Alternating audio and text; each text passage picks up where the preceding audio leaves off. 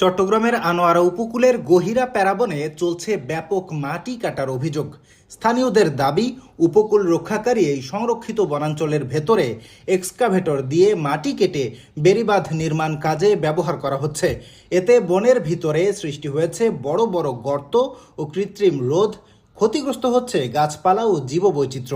১৯৯১ সালের ভয়াবহ ঘূর্ণিঝড় ও জলোচ্ছ্বাসের পর প্রায় ২৫০ একর জুড়ে গড়ে তোলা হয় গহিরা প্যারাবন, যা দীর্ঘদিন ধরে উপকূলকে প্রাকৃতিক দুর্যোগ থেকে সুরক্ষা দিয়ে আসছে।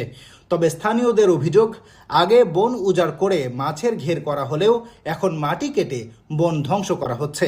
এ বিষয়ে পানি উন্নয়ন বোর্ড জানিয়েছে, সংরক্ষিত বনাঞ্চল থেকে মাটি না কাটতে ঠিকাদারকে নির্দেশ দেওয়া হয়েছে। অন্যদিকে বন বিভাগ বলছে, অভিযোগ তদন্ত করে সত্যতা পাওয়া গেলে জড়িতদের বিরুদ্ধে আইনগত ব্যবস্থা নেওয়া হবে।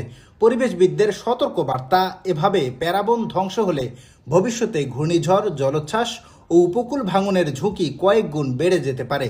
স্থানীয়দের দাবি, রাজনৈতিক পরিচয় নয়, উপকূল রক্ষায় অবিলম্বে বন ধ্বংস ও মাটি কাটা বন্ধ করতে হবে।